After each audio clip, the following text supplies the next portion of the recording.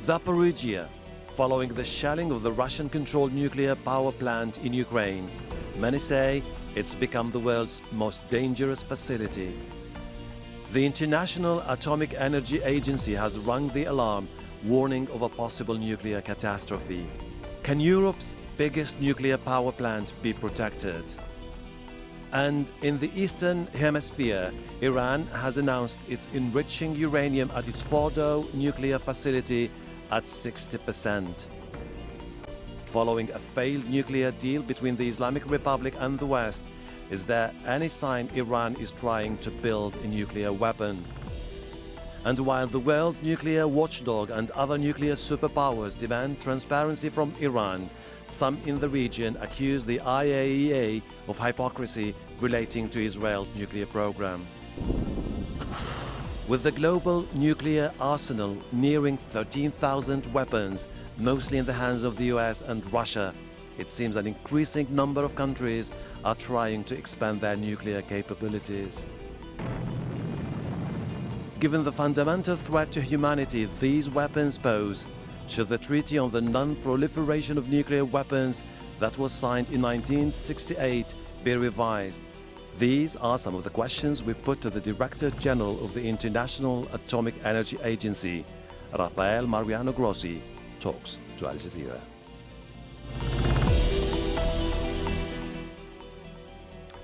Rafael Mariano Grossi, Director General of the International Atomic Energy Agency, thank you for talking to Al Jazeera. These are extraordinary times here in Qatar with the World Cup underway. You're from Argentina, a nation of passionate football fans. Lionel Messi has resurrected the chances of the team to move forward, but this is not what we're going to talk about. We're moving to talk about Iran, which has recently announced it was enriching uranium at Fordow facility at 60%. Now, the IAEA is responsible for monitoring nuclear plants and countries' nuclear programs to ensure that they stay peaceful and are safely operated. When we say 60%, is that an inflection point in Iran's program? Well, it is certainly closer to weapon grade. Weapon grade is 90%. This is 60%. No one is saying that they are making nuclear weapons. But at the same time, it is obvious that the constant accumulation of material at those very high levels require a very intensive presence of the IAEA inspectors to check that everything is in order. At the same time, we have been having some problems in terms of getting from Iran necessary clarifications about traces of uranium which our inspectors found in places which in principle should have not been host to any nuclear activity. So when you put all these things together, of course, there's a need for transparency. Let's put it in a less dramatic way. There is a need for transparency. And you're looking forward to get some answers from the Iranians about it. Now, when the Iranians say that they are injecting uranium gas into new centrifuges, from a technical perspective, as far as you are concerned, is this an indication that they are rapidly moving towards enriching uranium to unprecedented levels? This means that what they said that they would be doing, they are doing it, and they are doing it fast. They are moving fast to augmenting, increasing in quite a significant way the enrichment capacity and therefore the accumulation of enriched uranium. I would assume that this is the way you operate at the IAEA, which is basically you have indicators, red flags, and you start to monitor the way things move.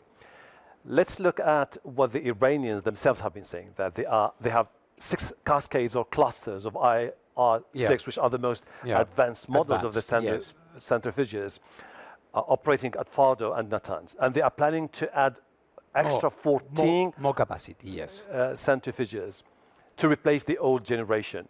What does that mean? Well, it means that there is a determination to enrich more and faster. If you go back to, for example, the agreement that they had with the P5, I mean the JCPOA? The famous JCPOA, it allowed for a limited 5,000 or so centrifuges, which are the machines where you enrich uranium, of an older generation, the so-called IR1s, which were, slower, and it was agreed that it could happen in this way. Now we are moving into IR2s, IR4s, IR6s, adding, as you are rightly describing, thousands of centrifuges and many and dozens of cascades, which are so apart from the figures, which could be anything, 20, 21, 2000, what it means is that they are moving ahead,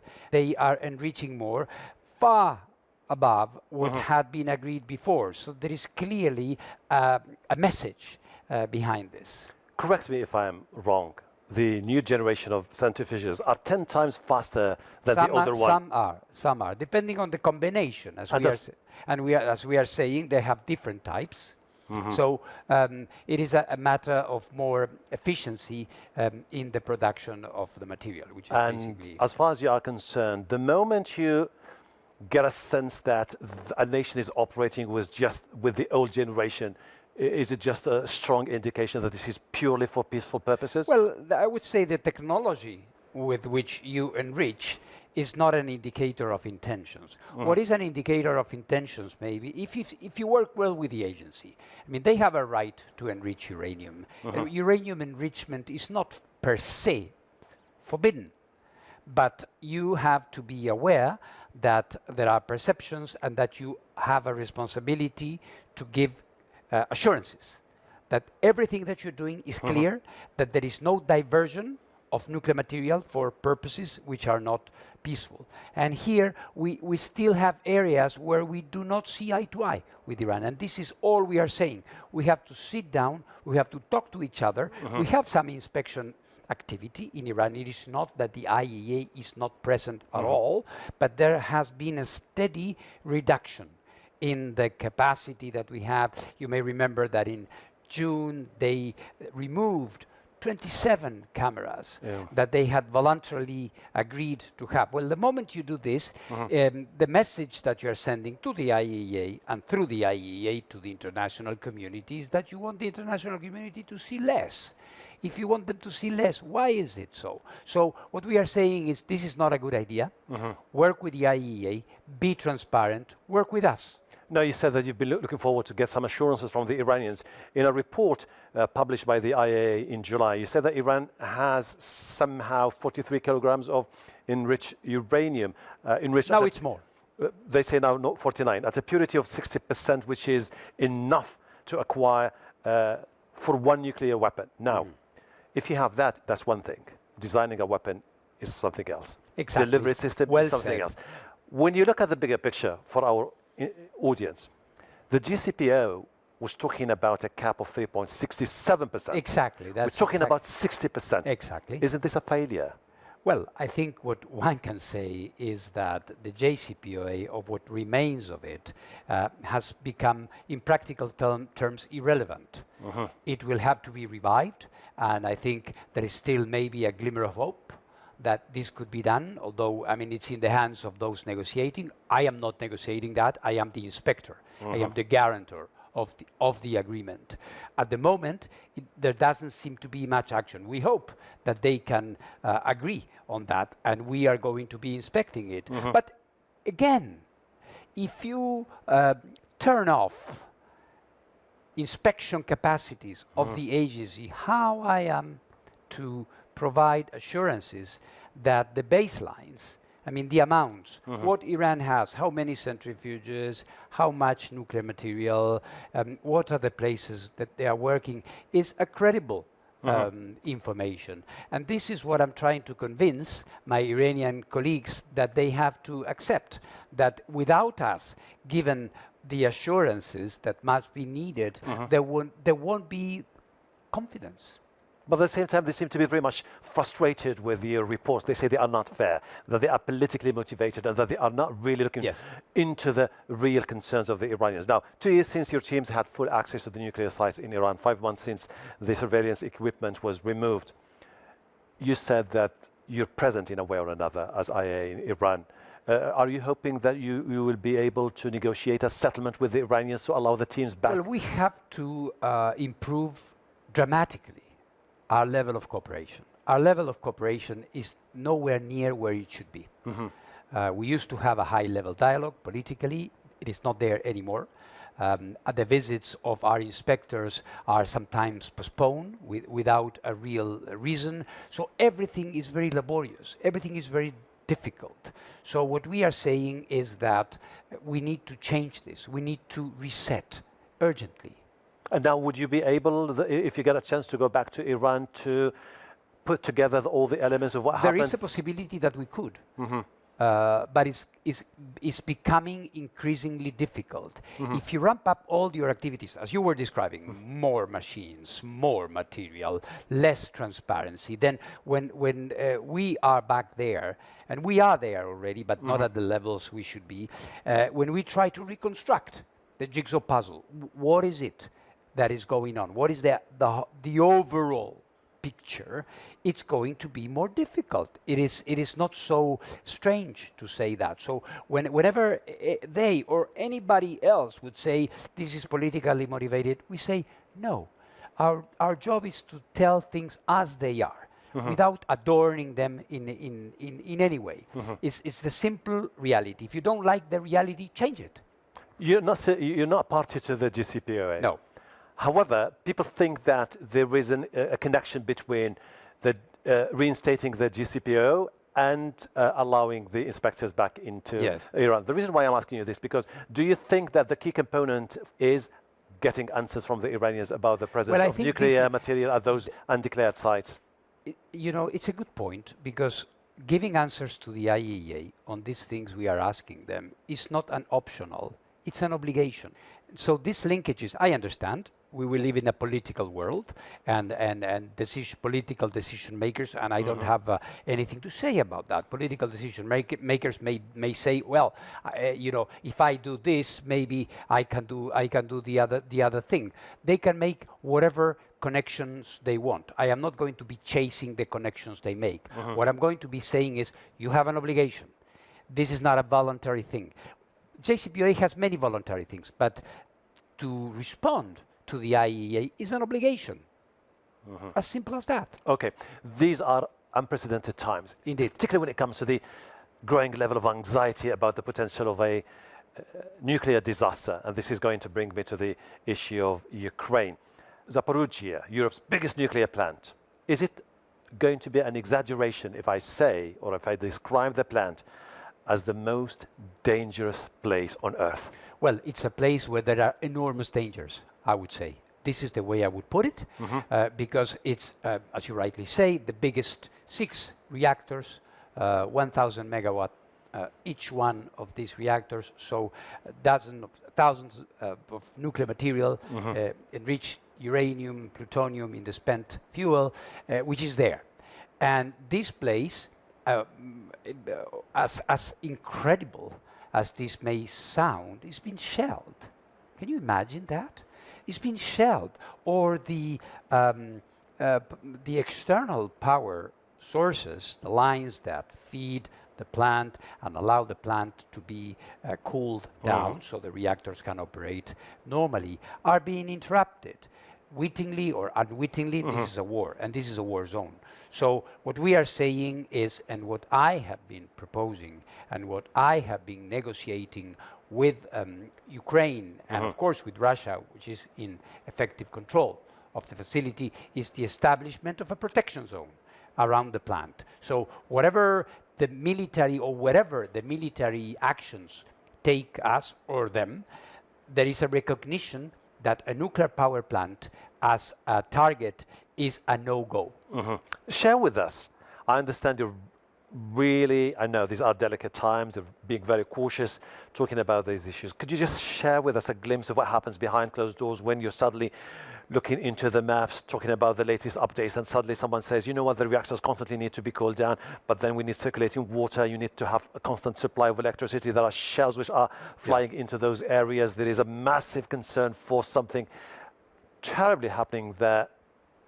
What happens when you talk about this particular issue? Well, our teams have been working 24/7 since February 24 of this year, when this war started. And don't forget, we started with Chernobyl Chernobyl was also occupied. Then the troops withdrew. From there, there were some informations about the place being in danger of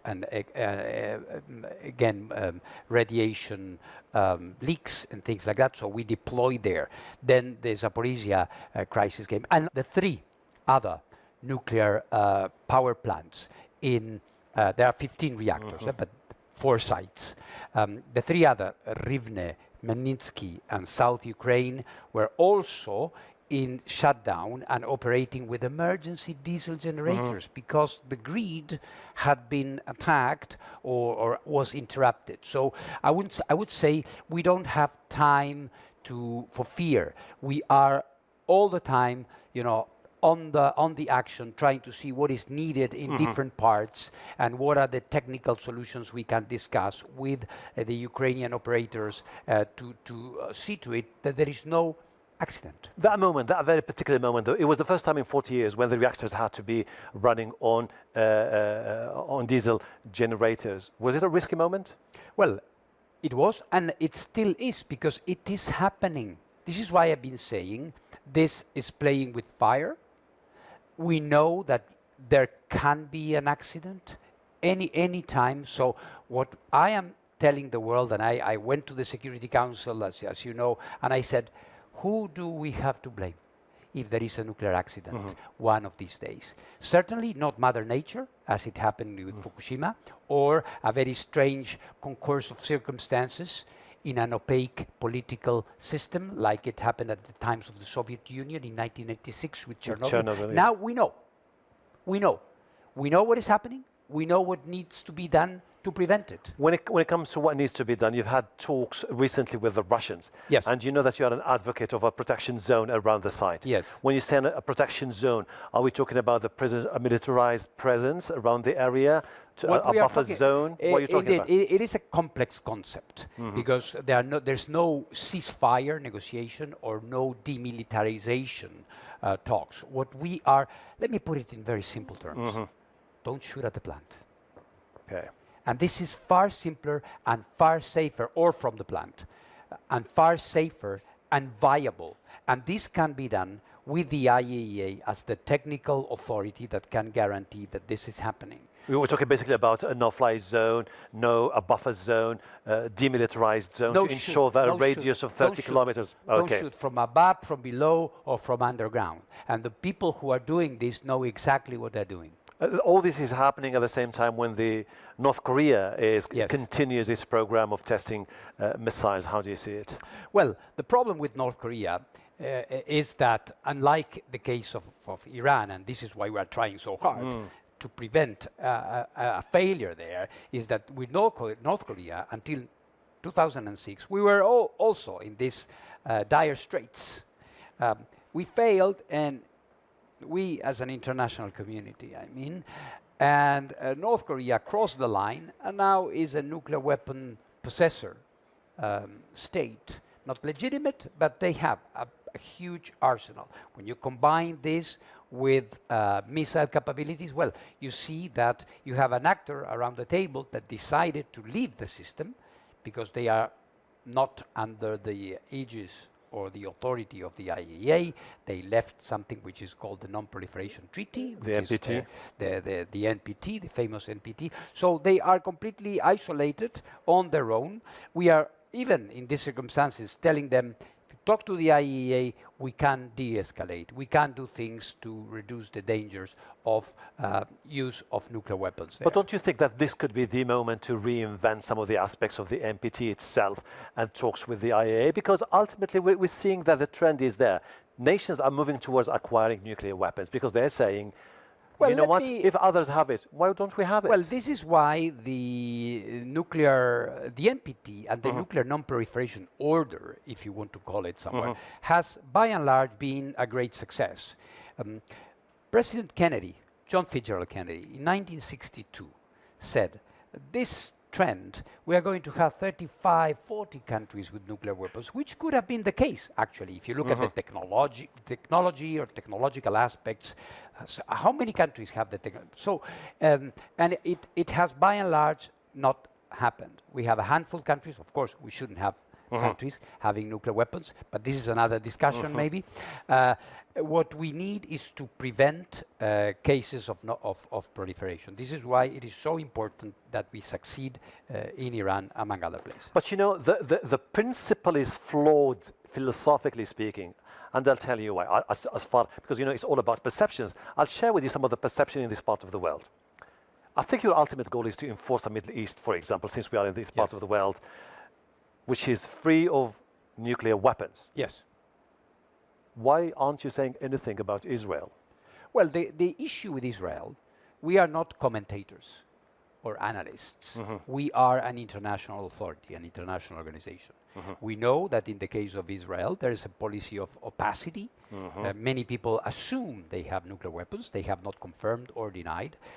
Israel is one of the few countries that have chosen not to be a part of the NPT. And we have been saying, and the IAEA, sign the NPT, put all your installations under the authority of the IAEA. They have chosen not to do that, as some other countries as well. So we see, because we are not naive, we see the differences that do exist. But isn't this a Western hypocrisy? Because on one hand, we know that it's widely perceived as being a nation, the 8th or 9th nuclear power in the world. Yeah. It has its so-called nuclear ambiguity. It's backed by some of the most powerful countries in the world. You're saying nothing, you're doing nothing. But when it comes to Iran, suddenly you are looking forward to implement some very tough restrictions against the Iranians. People are saying this is not fair. Well, and I understand. I understand the logic of that. The question is the way to improve things to wreck the whole system? And to say, well, the NPT and the nuclear world order is flawed because there are gaps here and there? My answer is definitely no. Iran, and I think, is doing the right thing in remaining within the NPT. Look at what happened with countries like North Korea that decided to isolate themselves, go their own way. It is very difficult for them. So, and what is it to be gained by having nuclear weapons? My impression is that they, instead of bringing stability, they bring a lot of instability and constant tension. But I think you agree with me that it's also about time to ask the right questions. Like, for example, I think nuclear weapons are the most devastating things that have been created. Absolutely. How come that a handful nuclear armed countries threaten our survival, our very well, yours is a presence. Very philosophical, fundamental question. But still, yes, that's the thing. And they are the ones who dictate the rules of the world. Yep. Do you find it justified? Do you find it a sound? I think that we all subscribe to the idea of a nuclear weapon-free world. This is indeed included in the NPT as a goal that needs to be reached. And we do not forget about this. But then again, a jump in an empty space without any norms, I don't think that is the solution. I see your point. This is going to be a long way to go. Let me take you to something different, yes. which is basically nuclear energy. Do you think it could be the best answer to the climate change? I think there's no one single answer. What we say is that nuclear has a place at the table. And this is not a proposition. This is happening, including in this region, where you have the United Arab Emirates with 4 new nuclear power plants. You have Egypt building nuclear power plants. At the moment, for example, in Europe, where there's so much debate, half of the clean energy is of nuclear origin today, not in a distant future. So nuclear energy is part of the equation. We believe in, of course, in a good articulation, in an intelligent mix with renewable energy. You seem to be a big supporter of the small modular reactors and the generation 4 reactors. Are they efficient? Are they safe? Well, they are in development. I think that when you look at the global nuclear fleet, it is basically the big reactors. They are working, they continue to obey. There are 440 something. But there is a general perception, you know, this about the nuclear energy, which is people, they're still haunted by their memories of what happened in Chernobyl and Fukushima. And they say with the spent fuel, with those traditional technology, the potential for a disaster is there. This is why people are saying... I think what you need to have is a very strong nuclear safety culture, which is enforced by the IAEA, among other things that we do. So to make sure that all these big reactors that are operating there, and mind you, they are being, because of the energy crisis, they are being extended. Now you have reactors that are going to be operating almost for 100 years. The normal life used to be 30, 40 years. They have been extended, they are being refurbished, 40 and more. So what you need is a strong global authority that ensures that whoever is working on peaceful uses of nuclear energy follows the rule, follows them strictly. Rafael Mariano Grossi, Director General of the International Atomic Energy Agency. Thank you for talking to us. It's been a great pleasure. I really appreciate it. Thank you very much. Thank you. Thank you. Thank you.